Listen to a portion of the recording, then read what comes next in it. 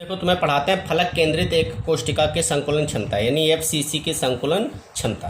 तो इसमें ध्यान देना, एफसीसी का डायग्राम पहले तुम लोग जानते ही हो कि इसमें कहाँ कहाँ कण होते हैं बेटा। एफसीसी में क्या होते हैं, कोनों पर 8 कण होते हैं। कोनों पर कितने होते हैं, 8। एफसीसी में कोनों पर 8 और फलक पर कितने होते हैं, फलक पर होते हैं 6। ठीक, तो एफसीसी का आप डायग्राम बना दीजिए अच्छे से। ठीक, और इसमें कोनों पर कितने रख दीजिए, 8। 8 कोनों पर एक एक कण रख दीजिए। ओके, 4 5 और 1 6 7 8। ओके, और फलक पर कितने होंगे बेटा, 6। एक फलक पर यहाँ पर हो गया, यहाँ पर हो गया, यहाँ पर हो गया, यहाँ पर हो गया, पीछे वाले फलक पर हो गया और आगे वाले फलक पर 6 फलक होंगे। जैसे कमरे में हो तो बेटा 8 कोने होते हैं। कैसे, 4 नीचे 4 ऊपर। और कमरे में हो गए तुम्हारे जो है 4 नीचे 4 ऊपर। और फलक जो तुम्हारा बनेंगे, फलक जैसे 6 दीवारें, अब तुमको कैसे, 4 तो आसपास वाली हो गई, एक छत और एक फर्श नीचे, तो उसी प्रकार से 6 फलक होते हैं। अब देखो बेटा, एक बात हमारी ध्यान देना। अब यहाँ पे जब संकुलन क्षमता हम निकालेंगे, इसकी संकुलन क्षमता निकालने के लिए क्या करेंगे, देखो देखा होगा कि जितने कण आपस में मिलते हैं, जैसे इस डायग्राम को आप देख सकते हो कि कैसे 3 कण आपस में मिल रहे हैं। देखो ये ध्यान दे रहे होगे, ये गोला, ये आपका अवयवी कण बनेगा, ये और ये 3 टच होंगे आपस में। तो इस चित्र को अगर हम इस बाहर दिखाना चाहें बेटा, देखो कैसे दिखा सकते हैं। देखना, ये 3 गोले, ये 3 अवयवी कण आपस में टच होंगे तो 3 अवयवी कण टच होंगे, एक ए हो गया और एक ए हो गया और एक ए हो गया। 3 अवयवी कण टच हुए आपस में। 3 अवयवी कण टच होंगे तो तीनों को मिलाएंगे जब, ठीक, तो एक भुजा तैयार होगी तुम्हारी। ठीक, ये जब मिलाएंगे इनको ऐसे, तब एक भुजा तैयार होगी। और ये साइड वाली भुजाएं हैं जो, तो देखो क्या बनेगा, ध्यान देना, ये साइड वाली भुजाएं भी रख लें, ये ऐसे, ये हैं देखो साइड वाली भुजाएं, तो ये साइड वाली भुजाएं होंगी, यानी ये भुजा ए हो गई, ये भुजा ए हो गई। और ये देखो त्रिज्या हो जाएगी। अब ये भी गोला है ना, तो गोले की ये त्रिज्या और इसमें ये त्रिज्या और ये त्रिज्या, कितनी त्रिज्याएं आई, 4। अगर इस चित्र को हम अलग से दिखाना चाहें बेटा, अलग से दिखाएंगे तो देखना कैसे दिखेगा ये चित्र इस तरीके से दिखेगा आपका, ऐसे। ये मान लिया भुजा ए मान ली और ये बी मान ली, ये सी मान ली, तो ए बी सी, मतलब ए बी भुजा, ये ए है, ये बी है, ये सी है, ऐसे समझो। चित्र में देखिए, ए बी सी मान ली और इनको ए सी को हमने मिलाया है, विकर्ण को। अब तुम कहोगे गुरुजी विकर्ण को ही क्यों मिलाया, इसलिए मिलाया क्योंकि आप फलक केंद्रित पढ़ रहे हो। फलक केंद्रित में फलक का भी एक कण मिलना चाहिए। अब देखो फलक केंद्रित ए और सी को जब आप मिलाओगे तो देखना, एक कण ए आएगा, एक कण ए आएगा, एक 3 ही कण आए, 1 2 3, तो तभी 3 वृत्त बना दिए, 1 2 3। और 3 वृत्तों में कितनी त्रिज्याएं आएंगी, कोशिका के अंदर 4 त्रिज्याएं आएंगी। पहले वाले वृत्त की 1 त्रिज्या, आधी तो बाहर ही है, और दूसरे वाले वृत्त की 2 त्रिज्या, यानी व्यास पूरा अंदर है, पूरा वृत्त अंदर है, और तीसरे वाले वृत्त की सिर्फ त्रिज्या आई। तो कितनी त्रिज्याएं आई, 4। तो एसी को मिलाना पड़ेगा, इसलिए क्योंकि एसी में ही फलक का कण आ रहा है। फलक केंद्रित आप पढ़ रहे हैं तो इस तरीके से मिलाइए कि फलक का भी कण आपस में मिले। ठीक, अब देखो, तो यहाँ पे ए बी सी ले लिया। ए बी जानते हो बेटा, ए बी किसकी भुजा है, कोष्टिका की भुजा का मान ए होता है, तो एस सी सी में भी देख चुके, बी सी का मान भी ए होगा। अब तुम्हें ए सी का मान निकाल लो, ए सी भुजा का मान। अब हम लोग क्या करें, पाइथागोरस प्रमेय से, क्योंकि ये 90 डिग्री बनाएगा ना, तो पाइथागोरस प्रमेय से। अच्छा, पाइथागोरस प्रमेय से सूत्र क्या होता है, कर्ण का वर्ग बराबर लंब का वर्ग प्लस आधार का वर्ग। ठीक, अब देखो कर्ण जानते हो बेटा, कर्ण AC है तुम्हारा, तो AC का वर्ग, लंब क्या है आपका AB का वर्ग, आधार क्या है आपका BC का वर्ग। तो AB का मान तुम्हें A दिया है, BC का मान भी A दिया है, तो A² 2A² हो गया। अब अगर AC का स्क्वायर हटाओगे बेटा तो रूट लग जाएगा, √2 के ऊपर रूट चढ़ जाएगा, A² का वर्गमूल A हो जाए, तो AC का मान √2A आ गया। इतनी बात समझ में आई। अब यहाँ पे जब AC का मान √2A आ गया, आपने AC का मान तुम्हें पहले से पता है, कहो कैसे, देखो A और C का जब मान आप देख रहे हो, A और C का मान जब आप देख रहे हो, तो A और C में कितनी त्रिज्याएं आई, 1 2 3 4 त्रिज्याएं आई। 3 गोले थे, 4 त्रिज्या, क्योंकि एक गोले में 2 त्रिज्या अंदर ही हो जाएंगी, पूरा व्यास आ जाएगा। तो आप जानते हो पहले से ही AC का मान कितने R के बराबर है, 4R के।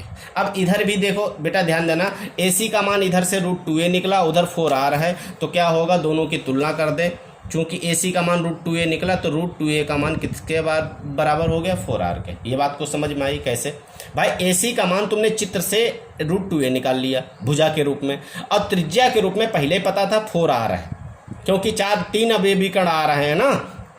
3 अवयवी कणों में त्रिज्याएं कितनी होंगी गोले में, 4, तो √2a बराबर 4R हो गया बेटा। हमें क्या होता है, a और r में रिलेशन ही निकालना पड़ता है। देखा होगा पहले वाले क्वेश्चन में, SCC वाले में a बराबर जब 2r आ गया, जब तक भुजा और त्रिज्या में रिलेशन नहीं आएगा तब तक आप नहीं कैलकुलेशन कर पाओगे। तो a का मान आप निकाल लो, √2 बटे में चला जाएगा, 4r बटे √2। ये तो बात समझ में आई होगी। 4 को लिख सकते हैं 2 × 2 × r √2। अच्छा, √2 जब काटोगे तो ये रूट हटके ऊपर 2 वाले पे चढ़ जाएगा, तो a बराबर क्या आ जाएगा, 2√2r। कैसे चढ़ जाएगा, क्योंकि इस वाले 2 को √2 × √2 कह सकते हैं। एक √2 कट जाएगा, एक √2 बचेगा, और 2r तो पहले लिखा है, ठीक है। तो a बराबर आ गया 2√2r। ओके, अब इसके बाद में ध्यान देना, √2r हो गया। अब हम लोग जानते हैं प्रभावी कण, z बराबर निकालेंगे। प्रभावी कण आप z बराबर कैसे निकालोगे बेटा, ध्यान देना, प्रभावी कण आप z बराबर कैसे निकालोगे। देखा होगा एक कोष्टिका में 8 कोनों पर होते हैं, 6 फलकों पर होते हैं। तो 8 कोनों पर हैं और 6 फलकों पर हैं। ध्यान देना, 8 कोनों पर हैं, 8 कोने के लिए 1/8 से गुणा, फलक हैं पर हैं 6 की गुणा 1/2 से। हमने कल भी कहा था, रट लेना बेटा, 4 होता है। अब देखो 8 8 कट गए, 1 2 3 6 3, यानी फलक के लिए 1/2 से गुणा करोगे और कोनों के लिए 1/8 से गुणा करो। टोटल प्रभावी कणों का मान कितना आया, 4। अच्छा, प्रभावी कण का मान जब 4 आ गया बेटा, तब ध्यान देना, आप समझ रहे होगे, एक बात ध्यान से देखो। सबसे पहले हमने क्या किया, इधर सबसे पहले हमने क्या किया, हमने कोनों के कण और फलक का कण लेके चित्र बना दिया।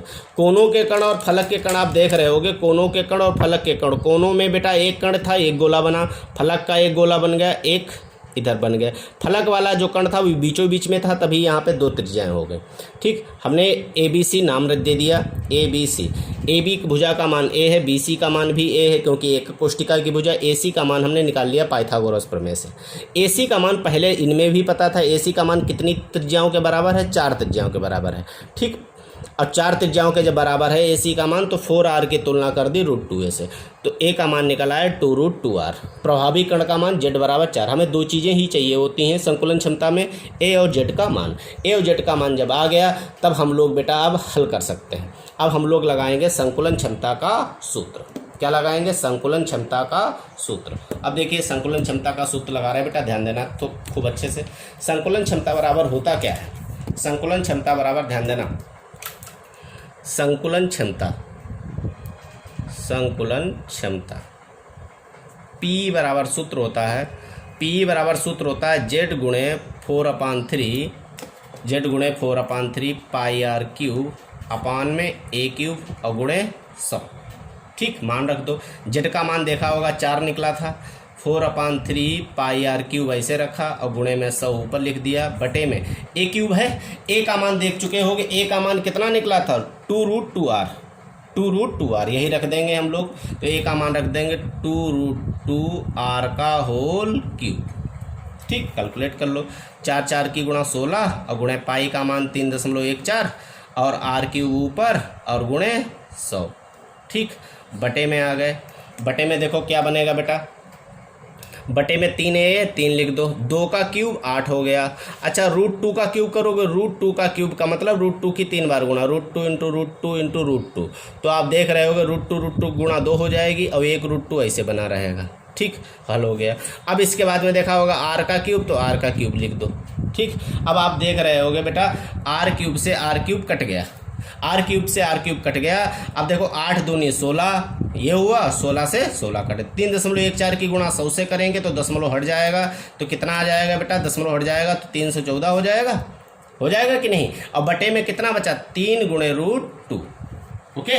अब देखो 3 गुणे √2 बचा। अब इसको हल कर ले रहे हैं। अब देखो √2 से ऊपर नीचे गुणा कर दो, 314/3, √2 से ऊपर नीचे गुणा कर दे, √2 नीचे से हट जाएगा, √2 × √2। अब आप देख रहे होगे बेटा कितना आएगा कैलकुलेशन, ध्यान देना बेटा अच्छे तरीके से। अब यहाँ पे ऊपर लिख दिया हमने 314, ऊपर क्या लिख दिया हमने 314, √2 एक ऊपर पहुँच गया और नीचे √2 की गुणा हो गए, नीचे वाले में √2 गुणा हो गए, √2 गुणा 2 हुई और 3 की गुणा 2 से 3 दूनी कितना हो गया नीचे 6। अब आप मान रख दीजिए 314 √2 का मान 1.414 हुआ और बटे में 6। √2 का मान तो याद ही होगा, देखो 2-3 मान याद रखो हमेशा। जैसे √2 का मान 1.414, √3 का मान 1.732 और √5 का मान 2.236। ठीक, ये अपने याद रखा करो, हमेशा कैलकुलेशन में काम आते हैं, चाहे फिजिक्स हो केमिस्ट्री कहीं भी। अब देखो 314 1.414 की गुणा करोगे तो 443.996 आएगा। अब बटे में 6 भाग कर दो, 6 7 42 बचे 2 23, अब तो लगभग कितनी बार जाएगा 6 3 18 और 0.9 यानी 73.9 आएगा। अब 73.9 को लगभग में अप्रॉक्सीमेटली में मतलब लगभग लिख सकते हो आप 74%। कितने परसेंट? 74%। इसका मतलब संकुलन क्षमता कितने परसेंट आई बेटा? 74% आई। आई होप ये कैलकुलेशन समझ में आई होगी बेटा। कुछ नहीं किया हमने, संकुलन क्षमता का सूत्र रख दिया। जेड का मान तो 4 निकाल ही चुके थे हम लोग, 4/3 πr³ गुणे 100। एक का मान √2 r हो गया, क्यों? क्योंकि ए और आर में से रिलेशन निकाला था। 2 का क्यूब किया 8 हो गया, √2 का क्यूब किया 2√2, r का क्यूब r³ कट गया, बाकी 8 दूनी 16 कट गया। 314 की गुणा 100 में की 314 हो गया, 3 √2 बचा, बस √2 से ऊपर नीचे मल्टीप्लाई लगा दो, कैलकुलेशन कर लो, बाकी कैलकुलेशन ही रह गई। बस संबंध यहाँ तक बस जेड का मान और ए का मान पता होना चाहिए, बस संकुलन क्षमता तुरंत निकल आएगी। इसका मतलब एफसीसी की संकुलन क्षमता 74%, इसका मतलब 74% भाग भरा है और 26% लगभग अभी भी खाली है। तुमने एक बात देखी होगी, जेड का मान इसमें 4 था तो संकुलन क्षमता भी ज़्यादा आई है, और उसमें देखा होगा एससीसी वाले में जेड का मान कम था, इसलिए संकुलन क्षमता भी उसकी कम थी। खूब अच्छे से इसको डेरिवेशन को करो बेटा, 2 बार करके दिखाओ कम से कम बेटा सब लोग।